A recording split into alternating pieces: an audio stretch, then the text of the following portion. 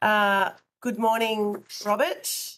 I declare open this meeting of the Select Committee on PFAS into the extent, regulation and management of PFAS in Australia. I acknowledge the Wurundjeri peoples of the Kulin Nation and thank them for caring for the land and waters for thousands of years. Today's hearing is a hybrid hearing with some senators and witnesses in person and some joining us via video conference. For the benefit of witnesses, I am the Chair, Senator Lydia Thorpe. I'm joined today in the room by Senator Louise Pratt. Senator Slade Brockman is joining us remotely. Welcome all.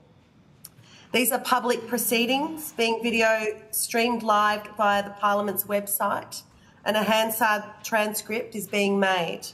I remind committee members and witnesses who are appearing via video conference and who are not speaking to mute their microphones and remember to unmute when you speak. I now welcome Robert Billett, who will be joining us today via international video conference from the United States. Mr. Billett, as noted in your invitation, parliamentary privilege applies only to people giving evidence in Australia.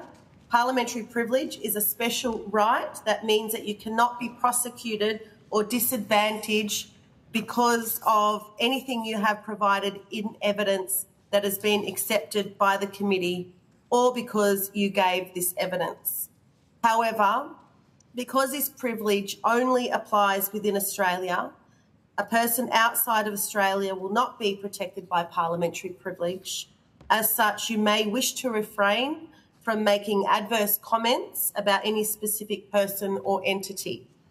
For the Hansard record, will you please state your full name and the capacity in which you appear today? Good morning. I'm Robert Billett. I'm an attorney with the law firm of Taft, Stettinius & Hollister in Cincinnati, Ohio, and a lecturer at the Yale School of Public Health. And I'm appearing today solely in my individual capacity and not as a representative of my law firm, of Yale, or of any client. Thank you, Mr. Billett. I now invite you to make a short opening statement, and at the conclusion of any remarks, I will invite members of the committee to ask questions. Over to you. Thank you so much, Senator, and thank you to the committee for the opportunity to speak. And first, my sincere apologies for our scheduling issue yesterday. That was solely on our end from the time change. I really apologize, but really appreciate the opportunity to be here today to speak to you on what is an incredibly important public health and environmental issue impacting not only Australia, but the entire planet. This is something I've been working on for about 26 years. I first started working on PFAS issues back in 1998 and have actually been litigating those issues with the world's major manufacturers of those chemicals almost nonstop ever since. And during those last several decades, have spent an incredible amount of time poring through millions, literally millions of documents and millions of pages of internal information from the makers of these chemicals that make it pretty clear that the dangers and risks of these chemicals were well known decades and decades ago. And unfortunately, these chemicals were nevertheless pumped out into the world, into an incredible array of products, things that are nonstick, stain resistant, things like Teflon, Scotchgard, firefighting foams. And over those last 70 years have managed to contaminate virtually every corner of this planet, including in Australia, our water, our soil, our air, wildlife, and most importantly, human blood on almost everyone on the planet. And unfortunately, these chemicals were known to be incredibly toxic, persistent, bioaccumulative, and carcinogenic by the makers of these chemicals going back decades. That information was well known to the companies making these materials through internal animal studies, worker studies, human data, going back decades, but was covered up, was withheld, was not put out into the published peer-reviewed literature for the rest of the world. It took decades of litigation in the US to get that information to start to be revealed to the world. And in fact, it was through that litigation that we saw that this was in fact a massive public health threat, and took efforts to try to begin bringing that information out to everyone else. And it was actually through the settlement of one of our earlier cases in 2004 on behalf of thousands of people in the United States who were drinking one of these chemicals, PFOA, in their drinking water from a manufacturing plant in West Virginia, that we decided to sit down with one of the world's biggest makers of these chemicals, DuPont, and actually create a process to independently confirm whether drinking this chemical in water could actually cause human health effects. This was something that was strenuously had been debated and by the company and by the makers, 3M and DuPont. Despite the internal studies, they were consistently taking the position that the data was simply insufficient. There wasn't enough studies. There weren't big enough studies. The data was inconclusive about whether there was a causal link with human disease. So we set up this very complex process with the agreement of DuPont. And DuPont actually jointly selected 3 independent world-class scientists who were then tasked with looking at all of the existing data, the animal studies, the worker studies, and not just what was published and peer-reviewed, but these internal studies that had been withheld and covered up. And they were tasked with doing new studies of the community that was actually drinking this in their water out in West Virginia. We ended up being able to do new studies of tens of thousands of people in that community in the United States. Almost 69,000 people participated in those studies. Massive human health studies that were created. Some of the largest human health studies ever done on any chemical anywhere.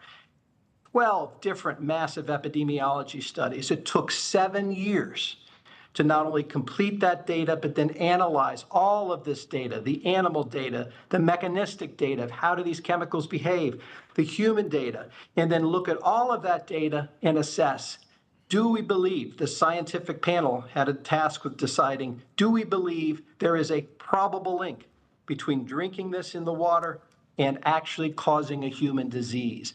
And most importantly, we had known, because the companies were constantly fighting and saying there wasn't enough evidence, we knew that no amount of evidence was ever going to convince the makers of these chemicals that these chemicals could cause any harm. There would never be enough evidence. So we had to get them to agree up front in a written contract. Here's the level of evidence that will be sufficient. And what we agreed was, if this independent panel called the C8 Science Panel finds probable links after looking at all this data with human disease, that will conclusively resolve the issue of whether drinking PFOA can cause human disease. That was agreed in a contract with DuPont.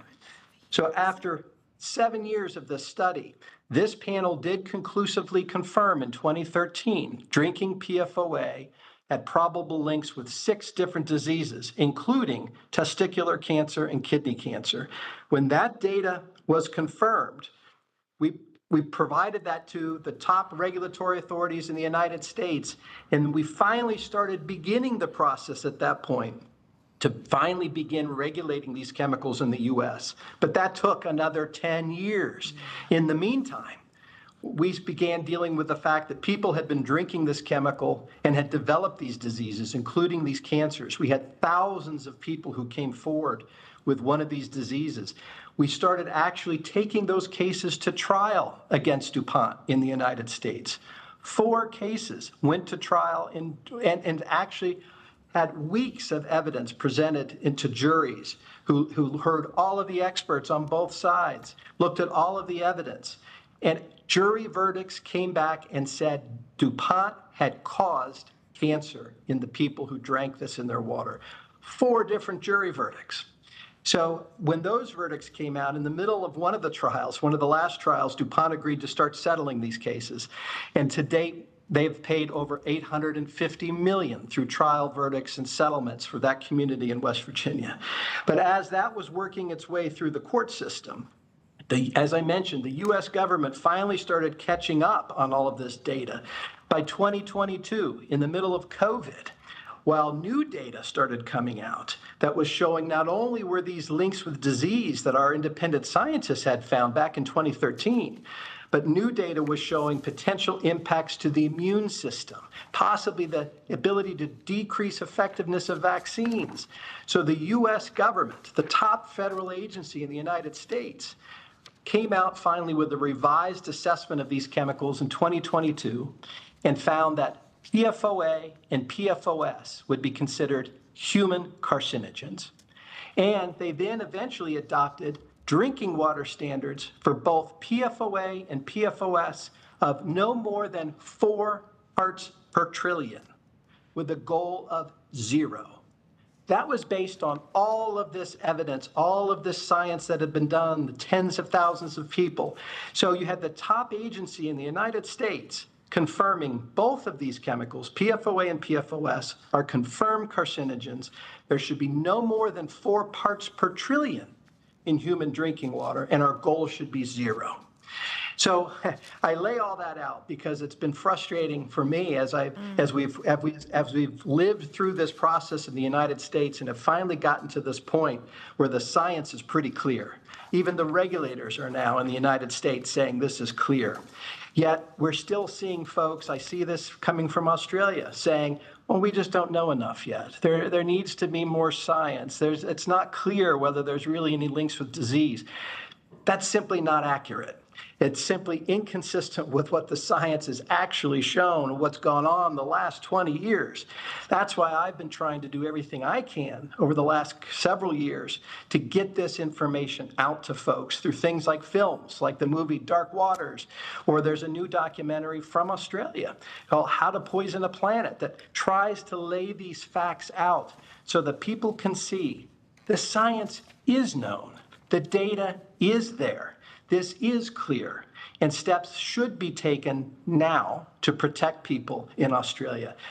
This is the same chemical. These same chemicals are showing up in the water in Australia. They were used not only in Teflon, Scotchgard, but in firefighting foam, used at military bases, airports all over the planet, including in Australia. These chemicals have gotten into the water. So you're dealing with the same chemicals we were dealing with in the United States. They're in the water in Australia. The science is the same. There's no need, I see these submissions where people are saying, well, we need to actually collect more data from people in Australia to see if we're seeing this here. You've got studies of tens of thousands of people already from the United States that already show this. So I really appreciate the opportunity to be here today.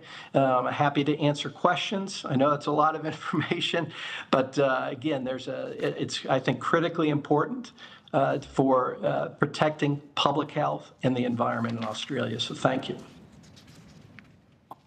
Thank you very much. I'll hand over to Senator Pratt. Thank you, Chair, and thank you, Mr. Billock, for your compelling evidence this morning.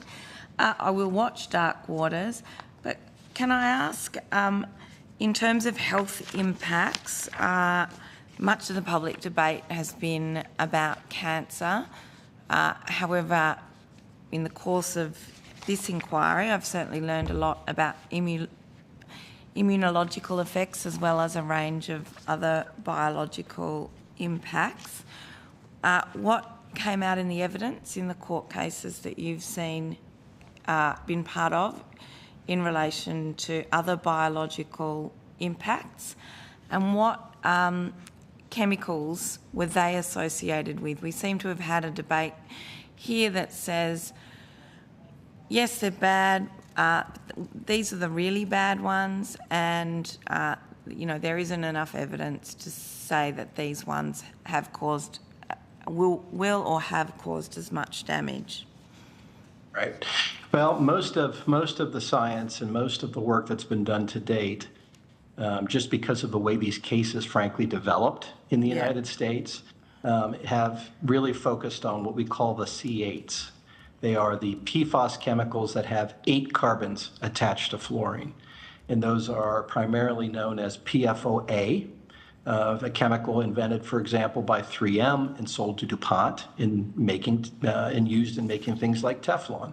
The other one that we know that's also in the C8 category is PFOS, also a chemical created by 3M, used in things like Scotchgard, and a primary ingredient, things like AFFF, aqueous film forming foam, firefighting foam.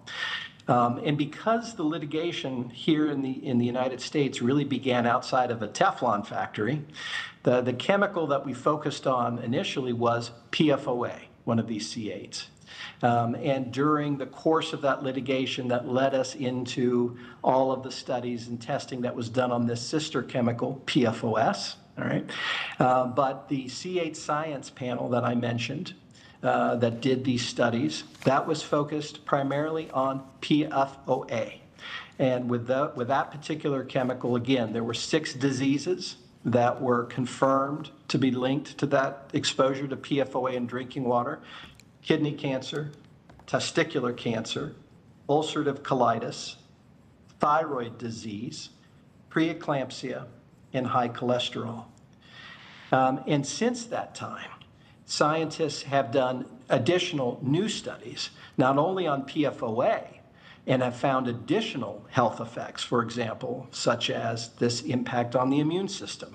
And frankly, I think you may have heard from Dr. Grandjean, who probably pointed out some of that immune system data goes back to the 1970s, right? But some of the more recent data that's showing impacts at very low exposure levels are on this immune system endpoint and the vaccine response. There have since been newer studies that have also looked at the relationship of some of these diseases to PFOS. So really, those are the 2 that we probably have the best science on. And in the trials that I mentioned in the United States, those all involve PFOA. They were cancer cases that went to trial, so they were cases involving exposure to PFOA in drinking water and having caused testicular cancer and kidney cancer. And right now in the United States, we have thousands of additional cases that are moving forward through the court system for people who've been exposed to PFOA and PFOS, those 2, in their drinking water from firefighting foam exposures. We are working those cases up to start to go to trial later this year for the people who have firefighting foam exposure. So again, it's PFOA and PFOS. And the court has selected that these cases will focus on kidney cancer and testicular cancer first, because of that prior work that we discussed with the science panel. So we're focusing first on the kidney cancer and testicular cancer cases for people with PFOA and PFOS exposures. Thank you. Can I ask, in that context, so clearly we've got exposed communities here who have PFOS in their drinking water. How have regulators dealt with, evidence around the levels of toxicity in the water? So, for example, exposed communities here can now be told, oh, your water is now within safe limits and is, within the normal range. But in my presumption is, because this is biocumulative and people aren't being offered testing for levels of toxin that they may have built up, that regulators need to go a bit further in really reassuring the community that the water is safe for them to drink. Yeah, I think 2 aspects of that I would comment on. First is the Australian drinking water levels. And if I'm not mistaken, and if the last data I saw, I think, was that the PFOS level is being recommended to be dropped down to 4 parts per trillion, which is similar to the US. But for PFOA, the last number I saw was that it's still, I think it was originally at 540 and being recommended to drop to 200, which is far out of line and way too high. It's totally inconsistent with the science. And as in the United States, again, the number that's been adopted as an enforceable drinking water standard for PFOA and reaffirmed by the new administration is 4 parts per trillion, with the goal of 0. So for PFOA, those levels, in my opinion, and what I understand from scientists who've looked at this, are far too high. The other aspect you mentioned, which is the blood level. Yeah. Folks who've been drinking this material, either PFOA or PFOS, are likely going to accumulate this in the blood. As you indicated, these are chemicals that tend to persist in the human body, and in particular, they get into our blood and they build up over time.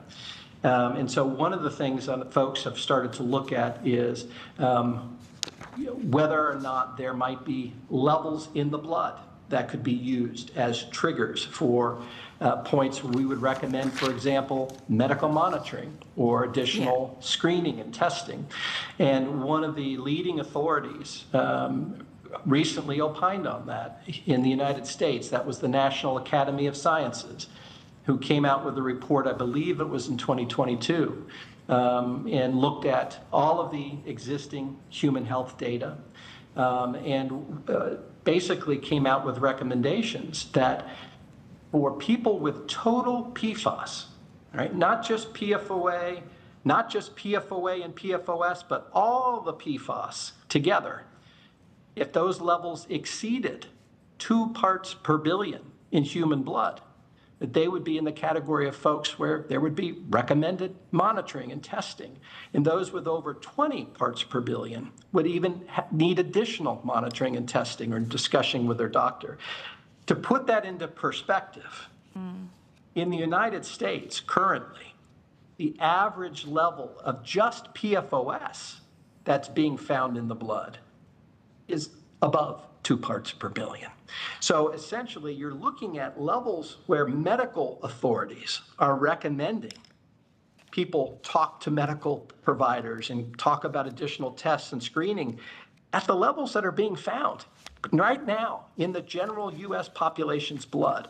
And I know that things are just sort of beginning in Australia as far as whether people can get those blood tests and what those levels are in Australians' blood. But I would suspect you're going to see, given drinking water exposures and these other exposures that are occurring, that levels are going to be similar in the general population in Australia as well.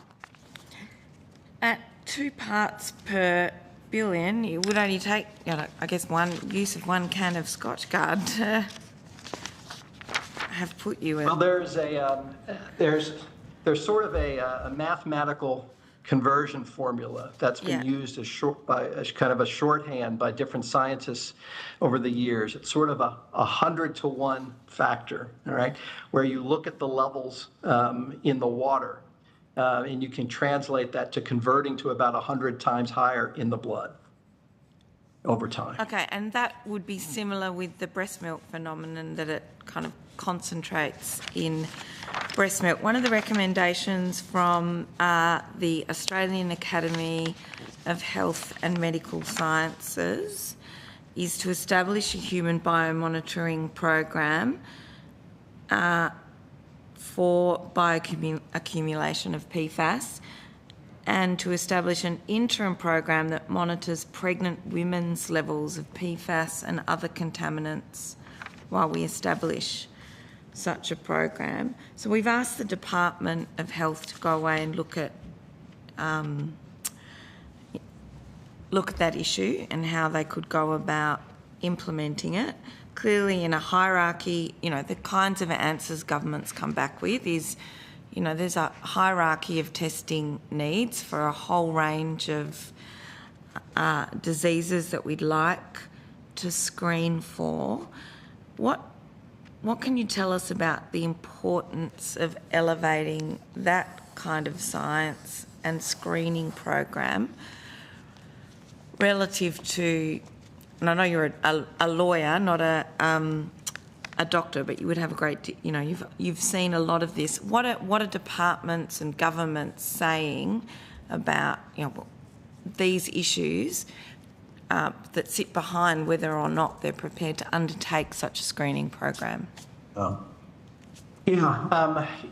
Typically what we've seen is folks in exposed communities want the data, they want the information, they want to be able to start to understand, relatively speaking, are we a lot more exposed than other communities? And a blood test, granted, is simply a snapshot in time, what your current blood level is right now.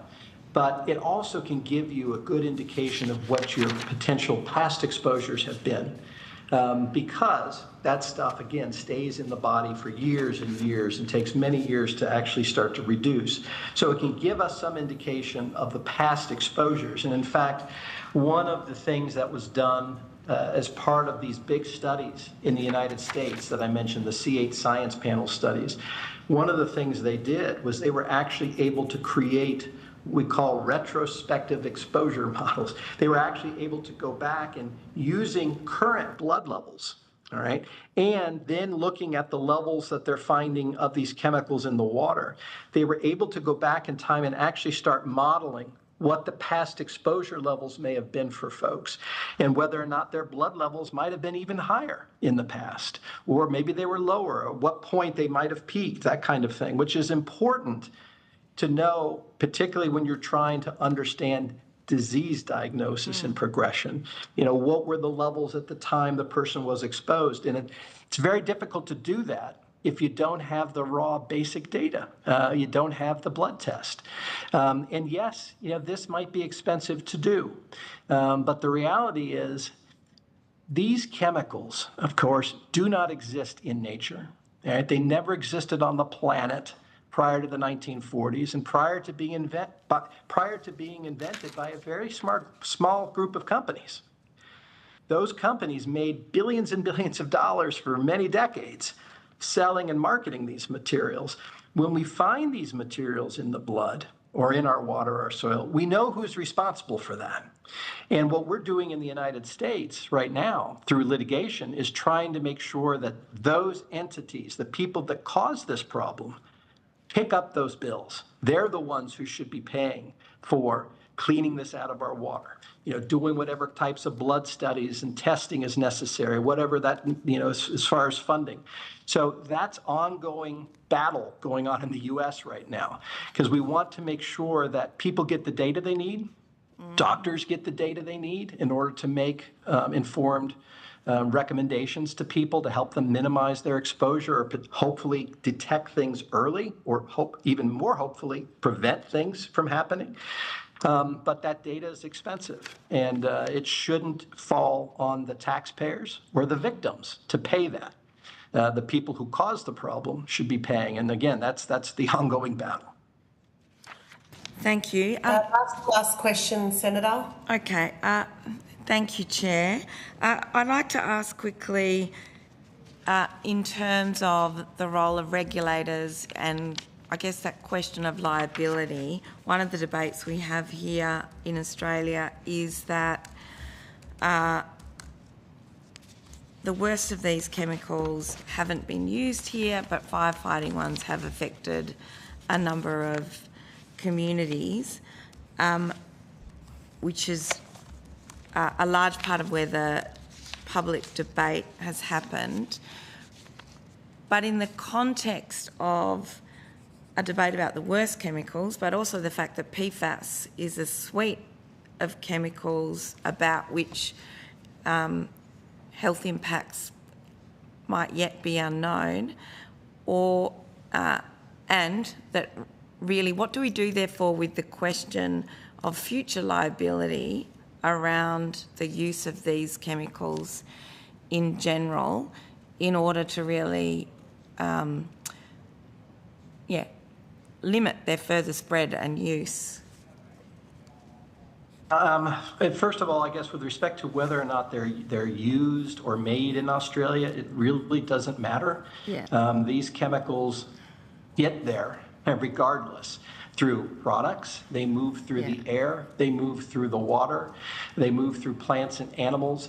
Even though they may not be manufactured there or not, they're still getting into the air and the water and the blood through these different products that come in and through different uses and through atmospheric transport and falling through the rain and other places. So they're there. And then the concern is, of course, well, gee, we know a lot about the C8s. And what about this larger group? And I know that's an ongoing worldwide debate right now. Which ones should we be focusing on? And unfortunately, what we've seen is you've got this group of chemicals that all share this carbon-fluorine bond. And that's really the critical piece. And again, as you pointed out, I'm a lawyer, so I'm sort of relying on what I've heard from a lot of the scientists and experts we've deposed. Well, I'm a politician, so yeah. Right.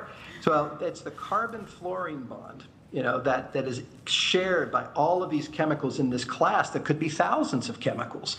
Some of these chemicals we know share similar toxicities and even similar cancer impact. For example, when DuPont stopped making PFOA, the C8, and brought out its replacement, which was a C6, 2 fewer carbons, all right, that they renamed Gen X. When the cancer study came back for that chemical, we found that it caused the exact same 3 tumors that PFOA, the C8, did, all right? So that sort of sent up red flags in the scientific community that we need to be very cautious about chemicals that share this carbon-fluorine bond and whether or not, they have a similar toxicity profile. And I know you may have heard from Dr. Birnbaum, who I know speaks very eloquently about this, and whether we should approach this as a class. And we do that, for example, with things like dioxins or PCBs. We address them as a class. And I think where the debate seems to be coming in now is that some of these PFAS are being used in very profitable product lines. For example, refrigerants like TFA or some computer chips and other things that are very big sectors of the economy with very powerful lobbying arms. So there's a lot of concern about, yes, if we address this whole group, will it have an economic impact? Most certainly it will. But it also, we know that this group has a direct impact on public health and the environment. And so what it really boils down to is, how do we balance that? The economic impact versus the public health impact, and how much data is enough. And as we've seen from the story I went through with C8, when we first started digging into PFOA and C8 issues, what we were told, there's not enough evidence, there's no studies showing there's any harm, there's not enough to regulate. And what we eventually found out was there was a lot of internal data that simply had been covered up and withheld. And it took us decades to bring that out. And by that point, the whole planet was contaminated. So there's a real concern about allowing these ongoing exposures to occur and to allow all of us to continue to be exposed while we wait and see what happens. And that's, do we take a precautionary approach, or do we insist you have to have 110% absolute certainty before we do something? And I think, the public health folks would suggest that we ought to act when we have evidence that we can do something to protect public health. Thank you. Thank you, Chair. I've got plenty more questions, but it's time to accede the call. Thank you. Thank you. Thank you. We've got limited time. We are meant to be finishing at 9:15. So we will be putting a number of questions on notice to you, Mr. Billot. My question is, how would you characterise the regulatory response to PFAS in the United States compared to other jurisdictions like the European Union and this country? Well, I think all of it has been incredibly slow and painfully slow to watch. And a lot of that, of course, is because this information was covered up and withheld, and government regulators were misled for decades and continue to be misled and being told there's not enough data, the data is unclear, when the reality is there is data there and there's sufficient information, particularly with respect to the C8s. and what to do with those. So I think in the United States, it took us way too long to get there, but now the U.S. is really leading on setting health protective drinking water standards and recognizing that these chemicals, the C8s in particular, are carcinogens. IARC has now agreed, at least with respect to PFOA, that it is a confirmed Group 1 human carcinogen. Other countries, I think, are just sort of beginning to jump into the fray as sampling begins for the first time. And people are starting to realize, oh, this is in our water. Even though we don't make it here, we don't have a big factory, this stuff somehow has gotten into our drinking water. It's gotten into our people's blood. And so I think we've seen sort of the European Union has really jumped into this and actually has sort of overtaken the U.S. on the concept of addressing this whole family as a class. In the United States, we tend to still be very focused on, and our laws are sort of difficult, that require us to focus on one chemical at a time. And in fact, this case has been really used as a primary example of how that just doesn't work. I mean, look how long it took us to get to the point of regulating one of these, PFOA or PFOS, and then it's changed, and we're told we got to start all over again. So that's what's really leading to, even in the US now, a recognition of maybe we need to do something differently. And so I think the PFAS story is really helping to sort of change the discussion worldwide now on how do we best approach these types of chemicals to protect public health. Thank you. We're now seeing consumer-led class actions taking place in Australia. How should the federal government respond to these lawsuits? Should people have to spend years tied up in courts to protect their health and the environment to seek justice? When you say consumer-led, is this people that have purchased a product and are suing the makers of that product, or is this people that maybe drank the water and are bringing claims now for personal injury and property damage? Because I'm familiar with, I think, the class actions that have proceeded in Australia for property damage or injury cases. Is that what you're referring to? Yes, and drinking. Yeah. I mean, those are the kinds of cases that we have been trying to lead and usher through the legal system in the United States. It's a difficult process, and I'm not sure how the Australian laws, how they work in comparison with the U.S. laws of bringing those kinds of cases. But it took us decades to work through that process. And at the end of the day, yes, we now have these manufacturers now agreeing to pay billions and billions of dollars in the U.S.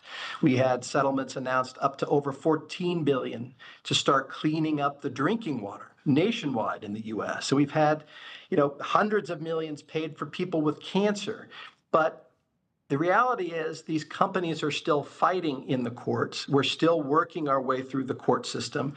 States, governments are now bringing claims, that their natural resources are damaged.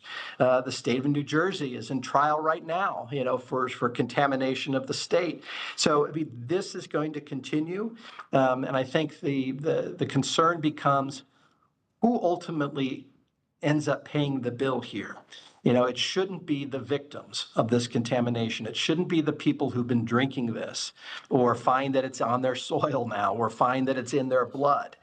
And again, we know who created these things. And those are the people that ought to be held responsible. And hopefully there will be a way to do that in Australia as we've been doing it in the United States. Thank you. Should governments take a more active role in protecting the health of the community and environment by holding accountable the companies that have made billions in profits from poisoning the planet and save everyday people from having to get tied up in the courts? How can they do this? Absolutely. That would be tremendous. In the United States, unfortunately, a lot of that we've had to do through private litigation of the community members themselves having to bring these court cases. And really, it was the community members and their cases that sort of forced the regulators and the government to begin to act.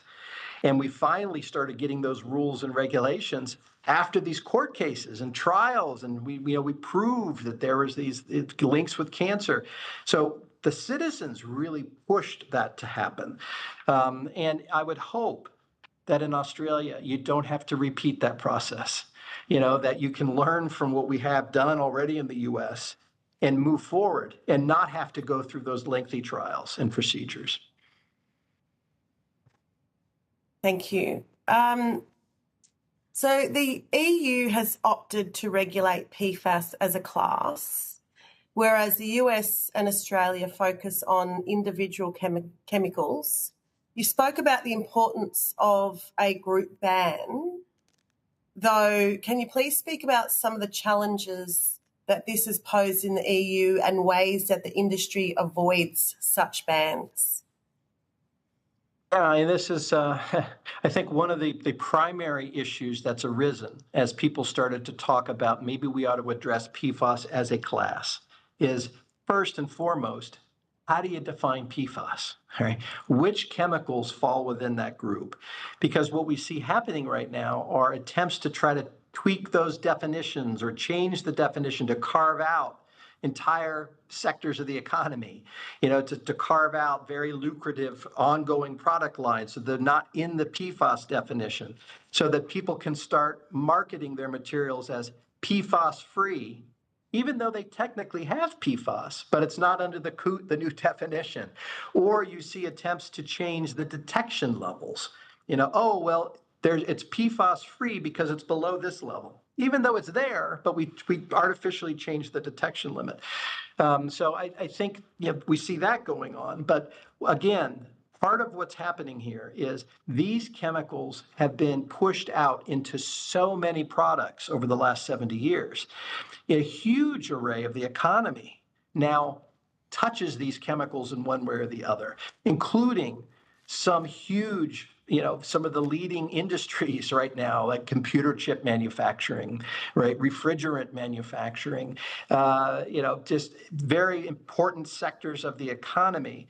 And so what you see happening is the makers of the chemicals, the makers of the PFAS chemicals, are now sort of reaching out to their own customers, the people that they've sold this to, and trying to kind of pull them in to help support this idea of, oh, we can't regulate this. This is too big. It's going to impact, it's going to shut down the economy. This is going to be devastating for jobs, et cetera. So they're really forming a much broader coalition than we've seen before. It used to be sort of just the PFAS makers really were arguing this.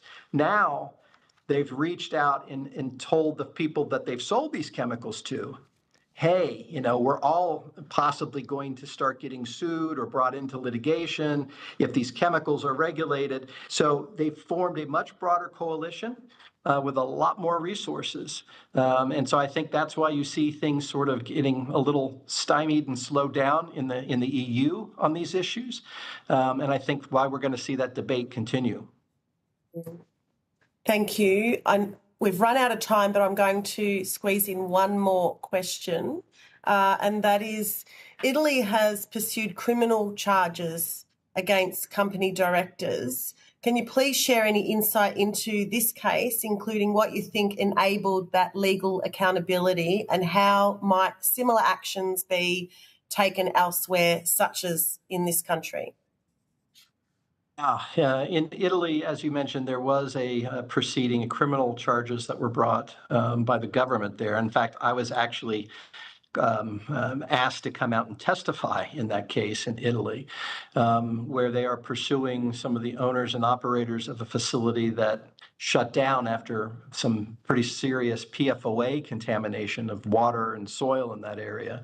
I think what you're seeing, though, is just a difference in the legal structure between countries. In the United States, for example, we had our Department of Justice, the top federal law enforcement agency. They began a criminal investigation into DuPont back in 2005, but then dropped the investigation several years later. And really, that hasn't been pursued in the U.S. And most of the litigation that has moved forward has actually been by individuals and folks that have been injured. So I think what you're seeing is a different approaches. In the Netherlands, for example, I believe there are also some investigations going on with a former DuPont, now Chemours facility with Gen X emissions and PFOA emissions. So I think it really depends on the laws and who is the entity in charge of bringing those kinds of claims. In the U.S., private individuals can't do that. It's up to the government to pursue any type of criminal claim like that. We could seek your expertise and guidance all day, Mr. Billett. It's been an absolute pleasure. And if you have been asked to provide any evidence on notice, please provide it to the Secretariat as soon as possible and or no later than 5 p.m. Monday, 30th of June at your local time. We have a number of questions that we'll put on notice to you to form part of the report, and any recommendations you have for this country, we would welcome those also. And I just want to thank you for your time and your expertise today. Well, thank you so much for the opportunity. Really appreciate it, and thank you for what you're doing in Australia. Thank you. Thank you. Well, that concludes today's hearing, and thank you to all witnesses who appeared and to Hansard Broadcasting for their assistance, and the committee stands adjourned. Thank you.